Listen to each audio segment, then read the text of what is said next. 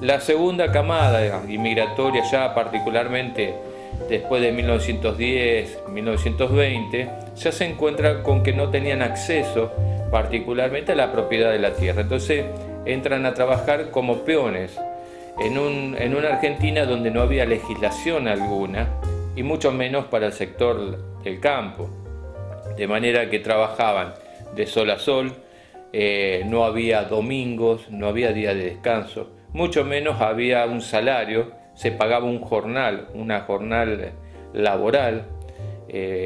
Las personas vivían en el campo donde trabajaban, eran alojadas en galpones, no había jubilación, es decir, una persona llegaba a viejo y se tornaba indeseable para el trabajo, es decir, incapaz, entonces no se lo contrataba y podía morir en el campo, podía morir en un camino rural sin que el Estado se hiciera cargo.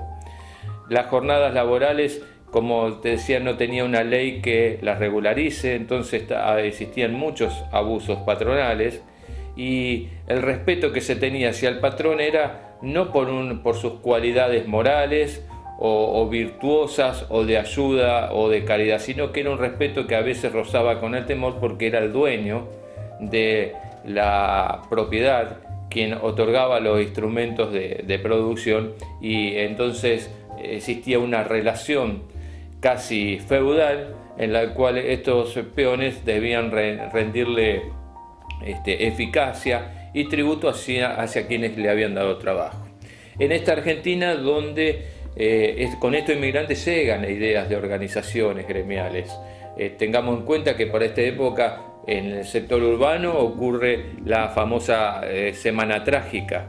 En la zona del campo, el Grito de Alcorta, en 1912, se cumplen 100 años, precisamente por esas condiciones tan humillantes a que eran sometidos los trabajadores rurales, se produce esta rebelión. Y esto abarca al sur de la provincia de Santa Fe y el norte de la provincia de Buenos Aires. Estas personas trabajaban, el contrato era usual de sol a sol. Particularmente en San Nicolás, en la zona de las quintas, se empleaba numerosa mano de obra que eran trabajadores golondrinas, que estaban hoy aquí para recoger el fruto y mañana iban hacia otro lugar. Y se empleaban bajo este sistema de un jornal, vivían en un lugar, tenían que iluminarse a veces por su cuenta, tenían que comprarse sus alimentos, y era una relación productiva donde la mayor parte de la riqueza iba a parar a manos del propietario de la tierra. De sol a sol, es decir, desde que salía el sol, de acuerdo a la estación, si era verano o era invierno, pero apenas salía el sol se trabajaba hasta la puesta del sol, es decir, no había un horario, en invierno era más corto, en verano era más largo el día del operario, pero en verano por lo menos tenían el sol y bueno, había que padecerlo también al calor, pero no es lo mismo que padecer el frío, la helada. Yo creo que no solamente los propietarios de tierra, sino todos los sectores industriales, mientras pudieron aprovechar un sistema en el cual tenían mano de obra en abundancia y pagarle lo menos posible, lo hacían. Es un poco también las leyes del capitalismo. La mano de obra es el factor de ajuste y si hay que achicar gasto en la producción nunca se achica del lado del productor sino del lado del obrero. Yo no hice ese trabajo de juntada de maíz, pero hice los otros trabajos de recolección, especialmente de fruta. Yo trabajaba por ejemplo, en los viñedos. Lo que sucede es que la industria vitivinícola empleaba los trabajadores golondrinas, que hoy estaban aquí y mañana estaban en otro lado, de manera tal de que el volumen de sueldo que pagaban los hombres de campo, los viñateros, a sus empleados, que por sí eran pocos porque no existía una legislación que le dijera cuánto tenía que pagar, sino que las condiciones las ponía el patrón, ese volumen de dinero se iba junto con el trabajador golondrina. Se paraba, se pactaba la comida. En otro había de sol a sol, pero había que traerse uno la comida. Por ejemplo, en los viñedos le pagaban $1,30 el surco. El surco tenía una cuadra. Entonces le daban las tijeras, cuando uno llegaba a trabajar, a hacerse cargo del trabajo, le daban las tijeras de podar y los canastos, para que se llenaran los canastos y se sacaba fuera del surco, donde venía el carro que cargaba eso y lo llevaba. De acuerdo que fuera generalmente era uva para vino, sí, para ser vinificada. Vos trabajaste en esos años, eras joven, eras adolescente. Sí, yo tendría 10 años, 11, y de ahí seguí. Y trabajé en estas cosas así, en las cosechas de fruta, de durazno, en la corte de viñedo, en la papa, en la cosecha de la papa. Bueno, todo ese trabajo yo mientras tanto estaba en el Colegio Nacional, pero como los trabajos estos son en verano, me agarraban las vacaciones, salvo muy contadas lapsos en los cuales se hacía yo trabajo en invierno. Entonces, bueno, ahí había que forzosamente hacer una o dos jornadas y después de dedicarme al colegio, porque yo estaba en el Colegio Nacional. Y esa paga, es difícil de trasladar a la actualidad, ¿no? Pero... Sí, muy difícil, pero representaban algo así como 4,5 kilos, 5 kilos de carne. Los 1,30, estoy hablando de los 1,30, por ejemplo. Los 1,30 y eso alcanzaba, estoy hablando de una cosa que se podía comprar, carne, que era para puchero, eran lachuras, carne para hacer asada, pulpas para hacer bifes o milanesas. Es decir, ahora hay que calcular que duraba más o menos, el 1,30 duraban 3 días. Las familias eran numerosas, así que también se acortaba la... Pero 1,30 por surco, sí. Y con eso te alcanzaba para 4 o 5 kilos de carne. Alcanzaba para 3 días de comer. Sí. Una familia... Un surco. Un surco. Para 3 días de comer. ¿Y cuánto llevaba a hacer un surco? Y llevaba todo el día. Todo el día. Sí, de sol a sol. No es que se hacían 8 surcos. No y conste que eso 1,30 por surco era compartido, no era yo solo el que cortaba. Estaban mis hermanos, mis 2 hermanos y mi abuela, que tenía 83 años, nos acompañaba en la cortada Es decir, ahí no se salvaba nada, si era chico o era viejo, lo mismo, entraba, le daban $1,30 para el surco, y estaba, la mitad de la familia estaba metida en el surco para sacar 1,30. No era lo que sí es cierto que esos 1,30 alcanzaban para mantenerse durante 3 días por lo menos para comer. Porque claro, el precio que tenían las cosas no es el precio de ahora. La carne valía 25 centavos el kilo.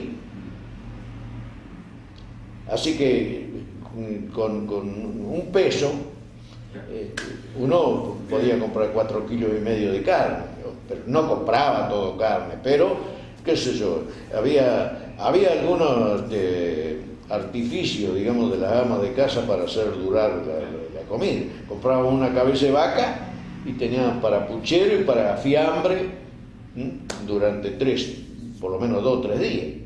Mario, ese trabajo que hacían era duro, realmente se soportaba a duras penas, ¿cómo lo sobrellevaban? El trabajo era duro, sí, era duro, sí. Era duro porque las posiciones, cuando uno es joven no siente los huesos. Ahora mi abuela tenía 85 años y ella podaba lo de arriba para ir parada, no agacharse. Entonces iba de arriba y ella sacaba los racimos que estaban arriba. Teníamos dividido el trabajo y los más chicos eran los que iban abajo, así. Estaba dividido en 3, dividíamos en 3 nosotros el viñedo. Las condiciones de trabajo mejoraron después, digamos, en esa época no había el estatuto del peón rural, no había nada, digamos. No había, no. Por lo menos los que iban a trabajar ahí ignoraban que existía un estatuto, una ley, el cumplimiento de ciertas normas, no solamente de normas de salud, sino de seguridad. No había nada en ese entonces, no. Era lo que le daban, uno pactaba, es decir, 1,30 pesos el sur, 2 pesos la juntada de papa, por ejemplo. Tenía que juntar papa que pasaba el arado, en ese entonces la cuchilla, era arado cuchilla. Volcaba la tierra, aparecía la papa, había que juntar mientras iba hasta el fondo, y cuando volvía había que tener toda la papa metida en bolsa. Así que las bolsas, muchas veces nosotros teníamos que arrastrarlas hasta el lugar donde pasaba el carro. No es que automáticamente venía la máquina y lo levantaba.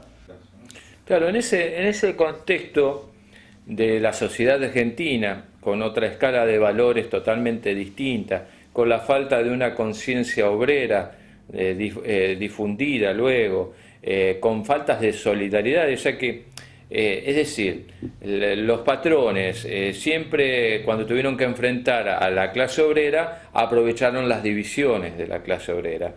En ese contexto no había asociaciones gremiales importantes que nuclearan a los trabajadores, y menos del área del campo. El Estatuto Rural surge después de 1948 y a partir de ahí se comienza a hablar de lo que es la Federación, la Federación Agraria Argentina surge en 1912, pero no tenía una difusión y una agremiación importante en el área del campo.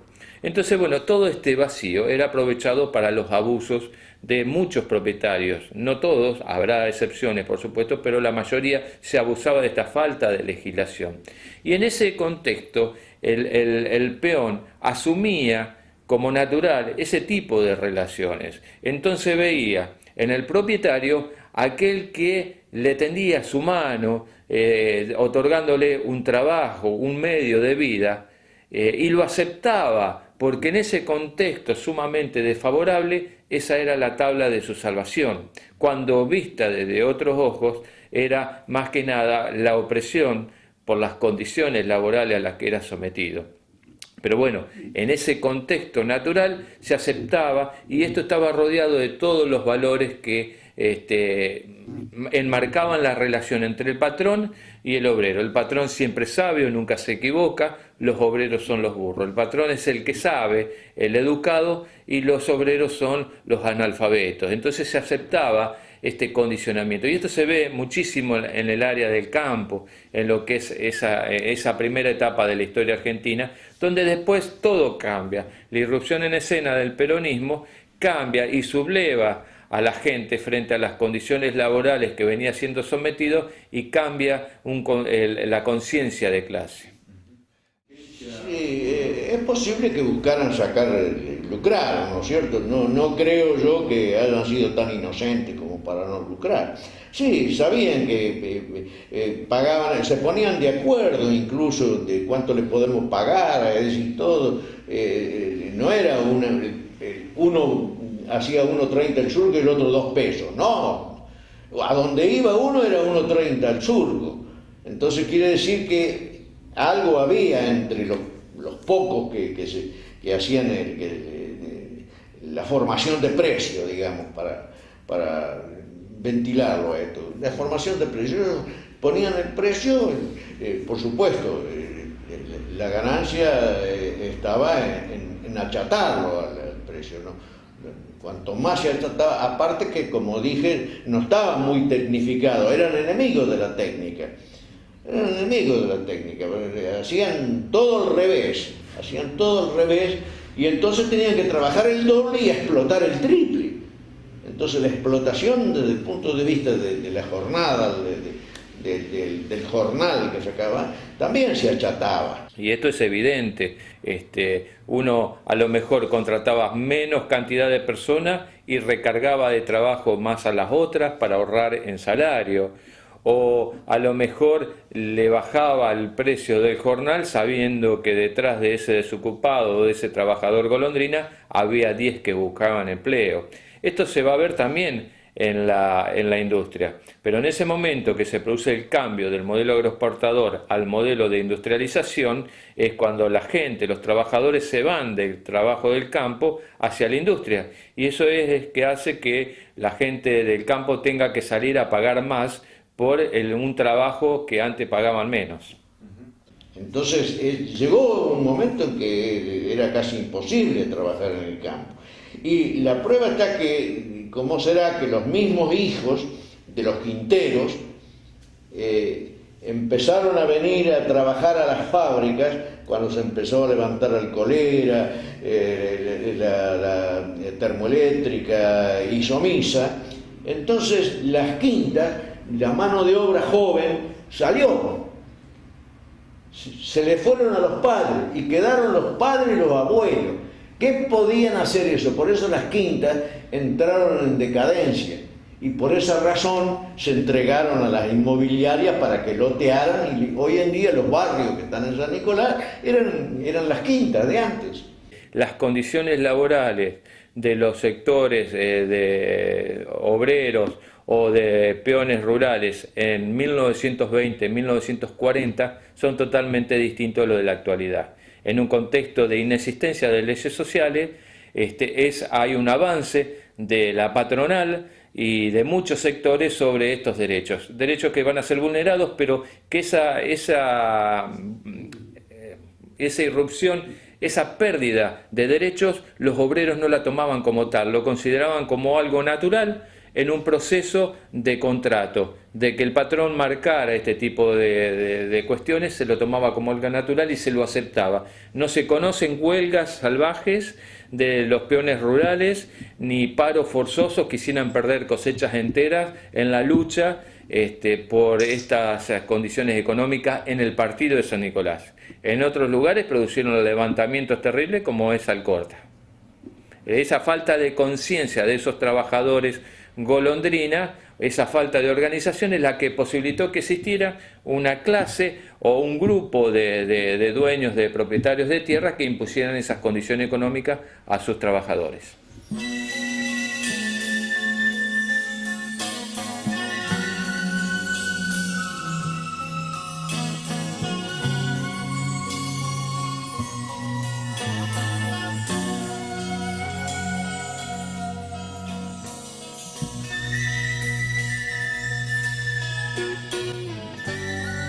Sí, porque se veía, en esa etapa se veía más que nada el patrón como el padre fuera del hogar, es decir, el que establecía las reglas de trabajo, el que determinaba las responsabilidades, los derechos y las obligaciones era el patrón. Y el peón o el obrero no tenía forma de responder, no tenía forma de resistir, sino que tenía que asumir las condiciones que imponía no una legislación, sino el propio patrón. Entonces, esas condiciones a veces avasallaban sus más elementales derechos, su humildad e incluso su integridad moral. Pero bueno, lo tenía que aceptar porque esas eran las reglas del juego, donde precisamente no existían reglas algunas. Entonces, la figura del patrón era una figura que establecía realidades y creencias, y que muchas veces los padres de una nueva generación que va surgiendo con otras nuevas condiciones tratan de imponer a sus hijos y le dicen: no le faltes el respeto al patrón, no le faltes el respeto a don fulano, porque él es el patrón y él es el que sabe. Pero los hijos ya no responden a este paradigma, sino que ya están viviendo una realidad de transformación económica y social importante, donde tienen una herramienta política de participación y comienzan a cuestionar todo ese viejo sistema que se cae a pedazos por el cambio del modelo agroexportador al de industrialización.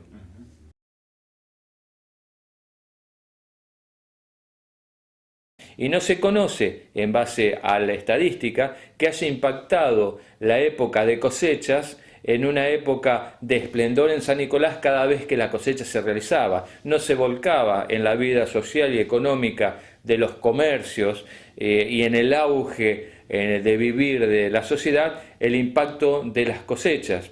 De manera tal de que desde ese punto de vista no podemos hablar de una industria, sino de una actividad que si la comparamos tecnológicamente hablando a la que se desarrollaba en Cuyo, no era de la misma tecnología y velocidad de producción con que ya en Cuyo se estaba produciendo el vino, embotellando, con sistemas de organización industrial verdaderamente novedosos para ese momento en la Argentina. Tampoco la calidad, por supuesto. El vino de San Nicolás no era un vino competitivo a nivel nacional. Es más, los estudios de vitivinicultura en la Argentina no le otorgan al vino nicoleño un lugar de importancia, ni siquiera por su volumen de producción ni por la calidad del mismo. Lógicamente estaba dirigido a un sector social que no era el sector social más importante de la Argentina y por lo tanto era consumido como un negocio, ¿no es cierto?, como una producción primaria que tenía una salida rápida en un momento en que la mayoría de las personas tomaban vino, pero bueno, se consumía. Pero en aquellos tiempos preindustriales, no solo existía en San Nicolás una producción frutihortícola o vitivinícola, también existían pequeños emprendimientos, talleres dedicados a diversas actividades que proveían no solo de sus productos, sino también de mano de obra. Por ese entonces San Nicolás era una ciudad pequeña, por supuesto, pero que sin embargo tenía una cierta enjundia comercial, industrial, por lo menos acá en la parte urbana.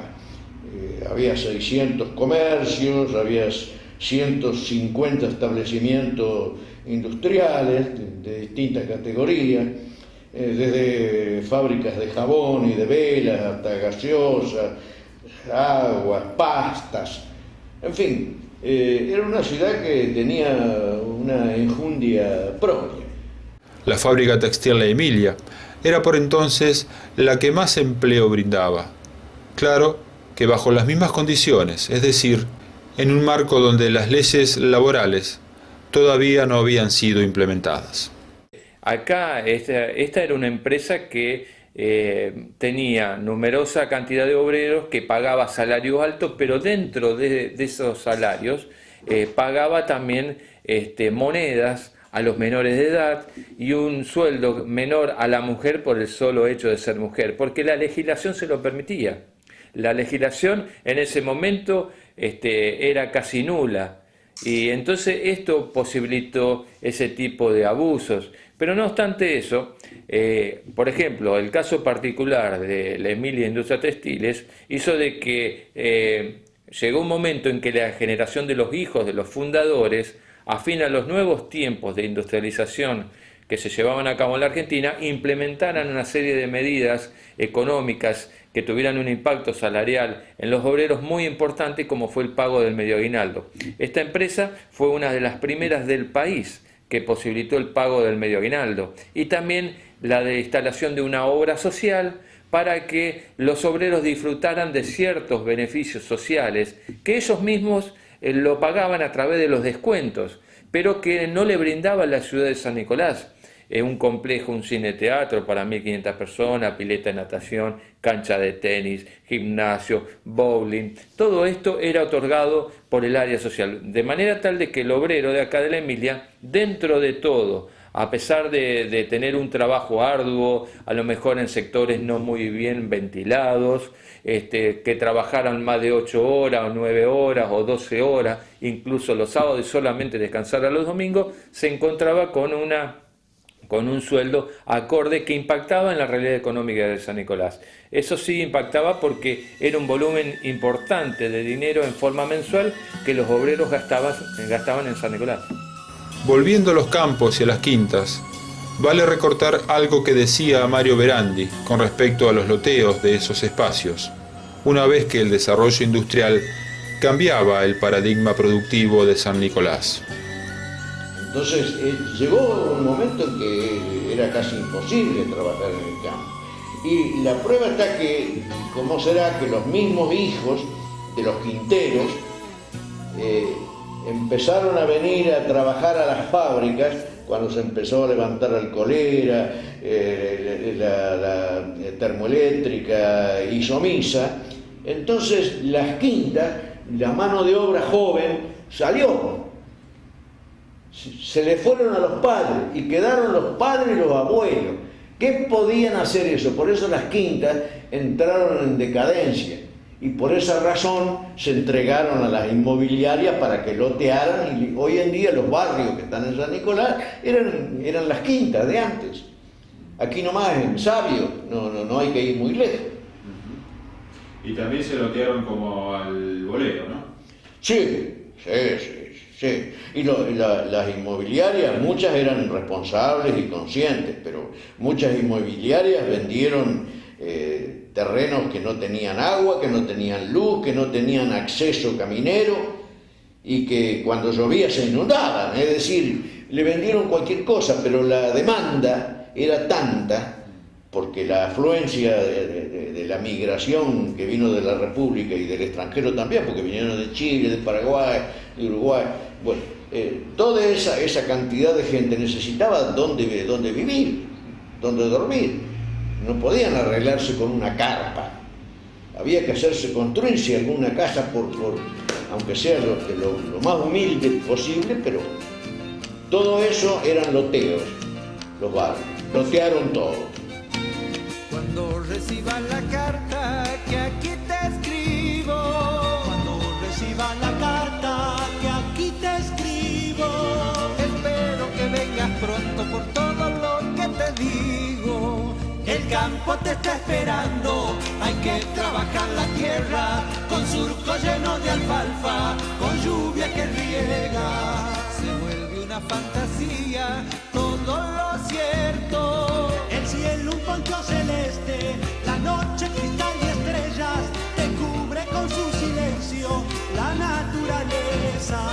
El campo te está esperando, la vida abierta sus puertas.